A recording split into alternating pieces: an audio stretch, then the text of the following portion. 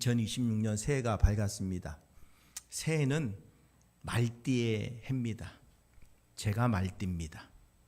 그래서 저의 해가 2026년에는 왔습니다.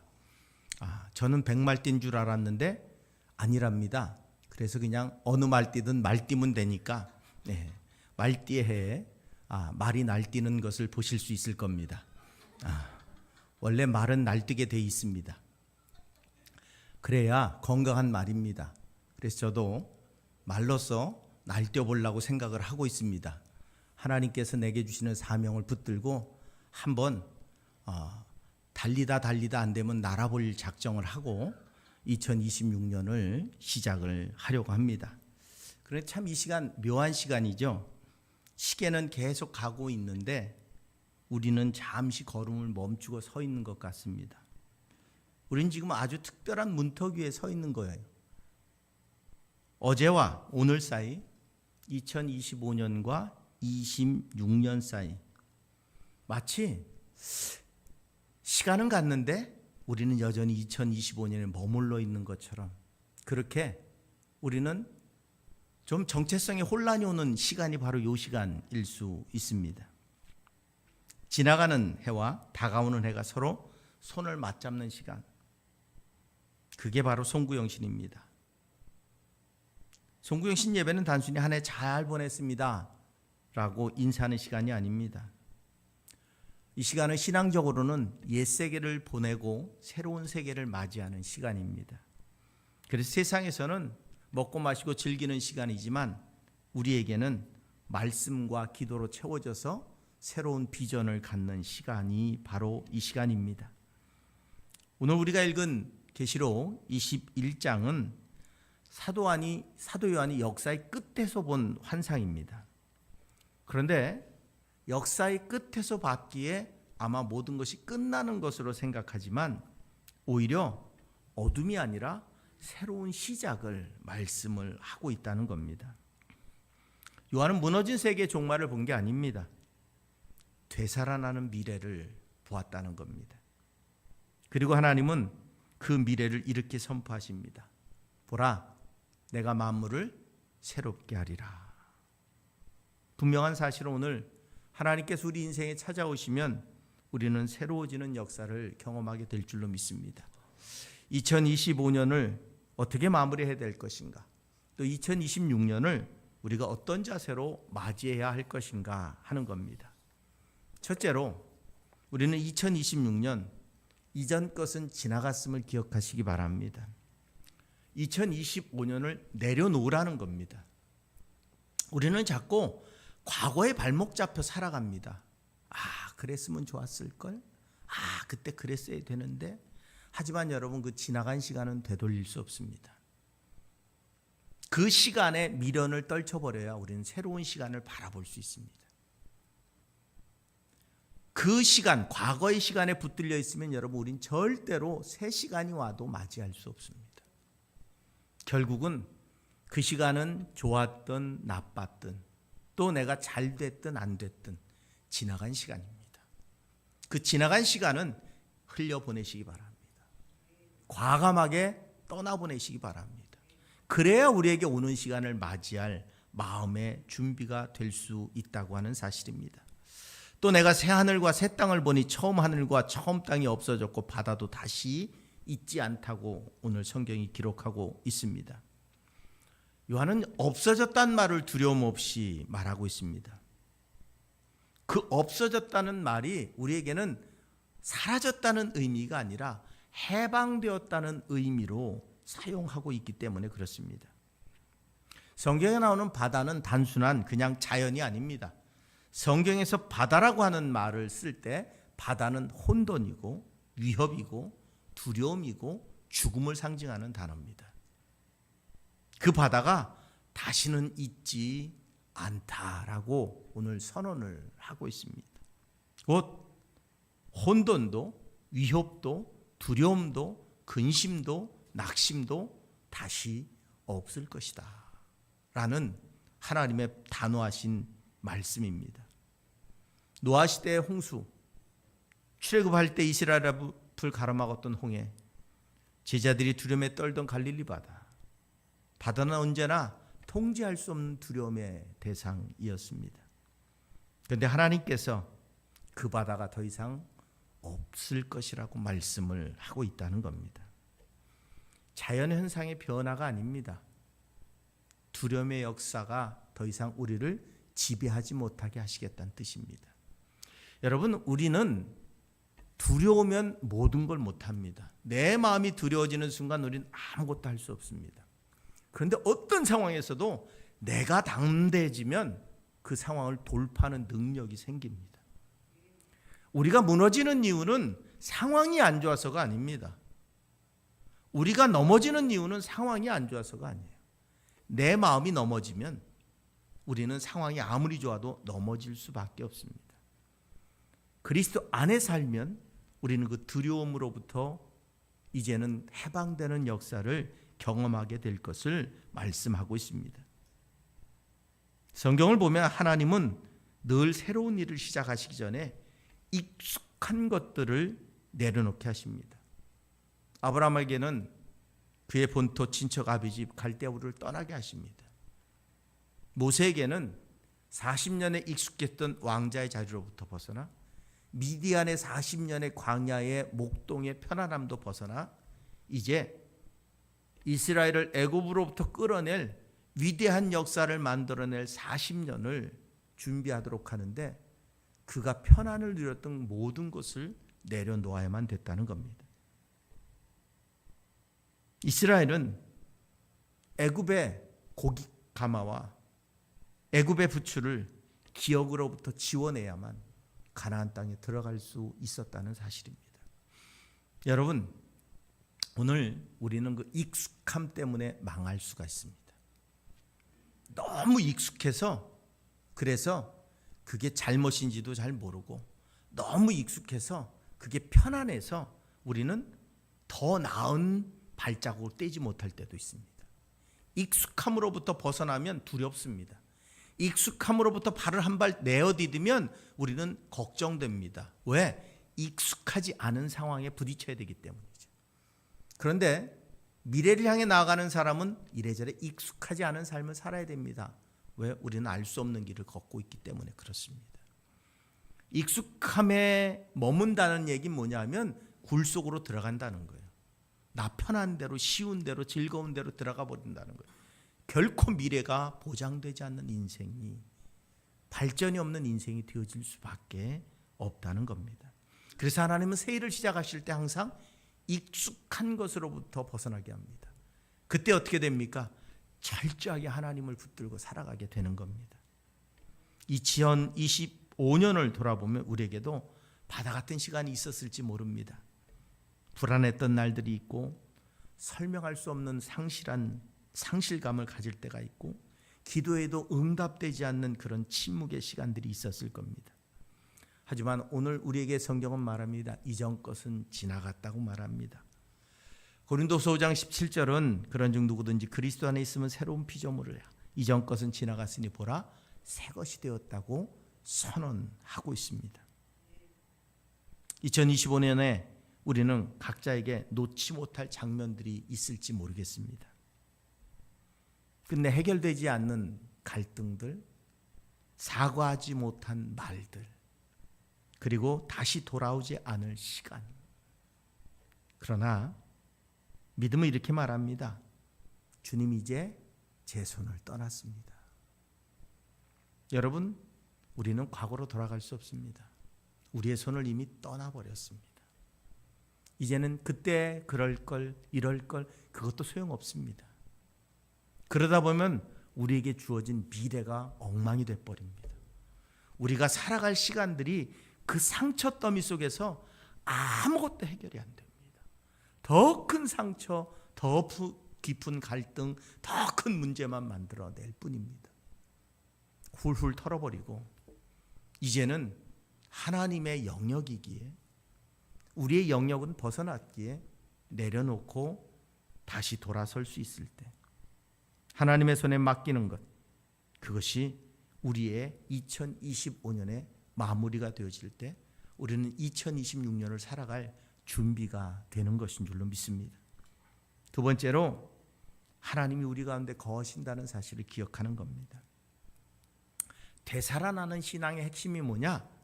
하나님이 나와 함께 하신다는 겁니다. 2025년에도 함께 하셨습니다. 내가 낙심할 때 그 하나님이 안 계셨습니다. 하지만 그건 내 생각입니다. 하나님은 그때도 계셨습니다. 내가 기쁠 때 그때만 하나님이 계셨던 게 아닙니다. 오히려 우리가 힘들 때 그 하나님을 경험했어야 더 빨리 일어설 수 있었고 능력을 경험할 수 있었을 겁니다. 오늘 3절로 4절에 그럽니다. 내가 들으니 보좌에서 큰 음성이 나서 이르되 보라 하나님의 장막이 사람들과 함께 있으니, 하나님의 장막이 사람들과 함께 계시다고 말합니다. 이 장막은 출애굽을 떠올리면 성막을 의미합니다. 광야에서 이스라엘이 살 수 있었던 이유가 뭘까요? 환경이 아닙니다. 광야는 물도 없고 먹을 것도 없고 뜨겁고 춥고 사람이 살 수 있는 환경이 아닙니다. 하지만 이스라엘은 그 광야에서 40년을 살았습니다. 환경으로 산 게 아닙니다. 하나님이 함께 계셨기 때문에 살 수 있었습니다. 우리가 살아갈 세상은 여러분 광야 같습니다. 이리떼들이 넘쳐나고 우리 삶 속에 조금만 잠시 머뭇거리면 한참 뒤처져 있는 것 같고, 세상에 내 것을 뺏기 위해 눈이 빨개진 사람들로 가득한 것 같고, 경쟁 속에 살아가고 있고, 그래서 우리 젊은이들이 두려움에 떱니다.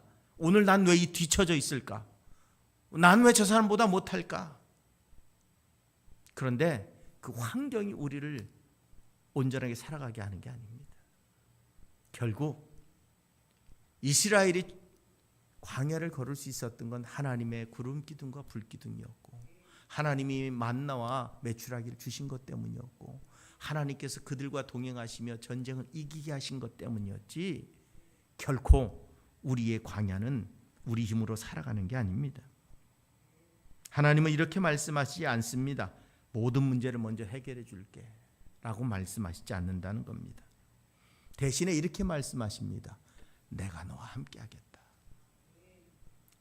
하나님, 나 문제 해결해 주시는 게 좋아요. 아예 같이 안 계셔도 돼요. 문제만 해결해 주시면 그게 더 좋죠. 그런데 하나님은 그렇게 말씀하시지 않습니다. 나와 함께 하신다는 의미가 뭘까요? 나와 함께 하신다는 건 더 이상 문제가 나를 이기지 못하게 하신다는 의미도 담고 있습니다. 출애굽기 33장 14절은 내가 친히 가리라, 내가 너를 쉬게 하리라고 말씀합니다. 마태복음 1장 23절은 그의 이름을 임마누엘이라고 하랍니다. 하나님이 우리와 함께 하신다는 뜻입니다. 출애굽기 40장 38절에 하나님은 이스라엘과 동행하셨습니다. 낮에는 구름 기둥으로 밤에는 불로. 분명한 사실은 오늘 예수님도 말씀이 육신이 돼서 우리 가운데 오셨습니다. 오늘 우리가 기억해야 될 것은 하나님이 내 안에 거하신다는 사실입니다. 그건 우리를 두려움으로부터 해방시키고 우리를 낙심으로부터 다시 일어서게 만들고 우리가 정말로 절망하고 좌절하는 그곳에서 다시 일어설 용기를 주는 분명한 단어인 줄로 믿습니다. 하나님은 멀리 계신 것 같다고 생각하지만 정반대로 하나님은 가까이 계셨습니다. 미국의 유명한 작가인 C.S. 루이스라는 사람이 아내를 잃어버리고 이렇게 기록을 했습니다. 하나님이 사라진 것이 아니었다. 내 고통이 너무 커서 하나님을 느끼지 못했을 뿐이다. 오늘 여러분, 우리는 살아가면서 하나님 안 계신가 봐 라고 말할 때 그때 우리는 하나님보다 문제를 더 크게 볼 때입니다. 그때는 하나님이 안 계신 것 같습니다. 하지만 우리가 잠시 눈을 감고 주를 바라보면 그 하나님은 여전히 계셨다는 사실입니다.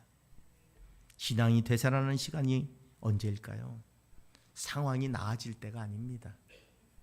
하나님이 가까이 계시다는 사실을 믿을 때 우리의 신앙은 회복되는 것인 줄로 믿습니다. 2026년을 준비하는 가장 중요한 자세가 이겁니다. 하나님과 다시 가까워지는 겁니다. 여러분이 하나님과 다시 가까워질 때 우리 환경은 바뀌지 않지만 내가 바뀝니다. 내가 바뀌면 환경은 바뀌게 돼 있습니다. 내가 안 바뀌면 여러분, 환경이 아무리 좋아도 우리 삶은 때로 지옥이 될 때가 있습니다. 그러기에 오늘 어떤 상황 속에서도 하나님을 바라보시고 하나님이 나와 함께 하심을 믿을 때 우리는 위로받고 힘을 얻고 능력 가운데 일어서는 역사를 경험하게 될 줄로 믿습니다. 그리고 마지막으로 새로움은 이미 시작됐다는 겁니다. 2026년은 시작됐습니다. 근데 여러분, 오늘 우리는 출발했지만 하나님은 이미 앞서서 일하고 계신다는 사실을 기억하시기 바랍니다. 여러분은 2026년을 시작하기도 전에 2026년에 꿈을 꾸셨을 겁니다. 내년에는 이렇게 했으면 좋겠다. 내년에 이런 일이 있었으면 좋겠다. 내년에 이런 일들을 만들었으면 좋겠다. 여러분들은 이미 꿈을 꾸고 계십니다. 기도하셨을 줄로 믿습니다. 하나님은 그 기도를 들으셨습니다. 그리고 그 기도를 들으시고 이미 하나님은 일하기 시작하셨습니다. 우리는 지금 2026년을 출발하지만 하나님은 이미 앞서서 하나님의 일을 시작하셨다는 겁니다. 오늘 보좌에 앉으신 이가 이르시되 보라 내가 만물을 새롭게 하노라. 내가 알파와 오메가다. 하나님은 이미 우리에 앞서 새롭게 할 것을 말씀하고 계시고 새롭게 하시는 역사를 이루고 있습니다. 오늘 새롭게 할 것이다 라고 하는 말은 미래형이 아닙니다. 이 단어는 현재 진행형입니다.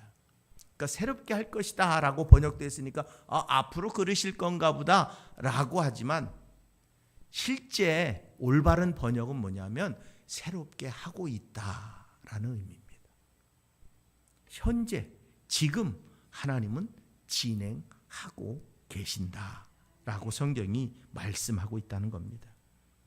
이사야서 43장 19절에 보라 내가 새 일을 행하리니 이제 나타날 것이라고 말씀합니다.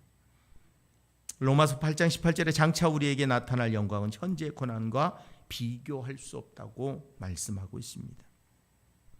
고린도전서 15장 58절에는 너희 수고가 주 안에서 헛되지 않을 줄을 알라고 말씀하고 있습니다. 토마스 에디슨은 수천 번의 실패 끝에 전구를 완성했습니다. 사람들이 물어봤어요. 그 수천 번의 실패 그때 어땠냐고. 그랬더니 에디슨은 이렇게 대답했답니다. 난 실패한 적이 없다고. 단지 불이 들어오지 않는 방법을 수천 가지 알아냈을 뿐이라고. 여러분, 세상을 어떻게 보느냐에 따라서 우리가 어떻게 세상을 보느냐에 따라서 우리가 살아가는 삶의 방법이 바뀔 수 있습니다. 난 실패했어. 난 안 되나 봐. 난 불가능한 인간인가 봐. 난 요거밖에 안 되나 봐. 가 아니라 오늘도 내 능력은 이것도 할 수 있고 더 나아질 수 있고 내가 조금 더 나은 인생으로 발전할 수 있다고 하는 사실을 믿을 때 오늘 우리의 인생은 새로운 역사를 만들어낼 수 있습니다. 그런데 내 힘으로는 안 됩니다. 하나님이 나와 함께 하심을 믿을 때, 내 기도를 들으시고 내 앞서가심을 믿을 때 우리는 그 고백이 가능해지는 것인 줄로 믿습니다. 2026년이라고 완벽한 해겠습니까? 2026년도 완벽한 해는 아닙니다. 그러나 하나님이 시작하신 새 창조의 날들이라는 사실은 분명합니다. 2026년이 지금 새롭게 시작됐지만 하나님은 벌써 출발하셔서 우리 기도를 준비하시고 예비하시고 길을 닦고 계신데 문제는 뭐냐면 내가 모르면 아무 소용이 없다는 거예요. 내가 그분의 음성을 안 들으면 아무 소용이 없다는 겁니다. 내가 그분의 뜻대로 살지 않으면 아무 소용이 없다는 사실입니다. 그러기에 오늘 하나님이 새 일을 이미 시작하셨음을 믿고 그분께 길을 물으시기 바랍니다. 앞서가신 그분께 길을 물어보시기 바랍니다. 나와 함께 하시면 내게 말씀하시는 그분의 음성에 귀를 기울이시기 바랍니다. 2026년의 길이 활짝 열리게 될 줄로 믿습니다. 분명한 사실은 하나님은 우리에게 보라 내가 만물을 새롭게 하겠다고 선포하고 계십니다. 하나님이 이미 시작하신 새 일을 믿음으로 따라가는 것, 그게 우리를 새롭게 만드는 일입니다. 다시 기도하는 교회, 다시 사랑을 선택하는 교회, 다시 소망을 말하는 교회, 그것이 우리 교회가 이 땅 가운데 세움받은 이유입니다. 우리는 쇠퇴하는 공동체가 아닙니다. 우리는 자꾸 쇠퇴하는 공동체로 고민을 합니다.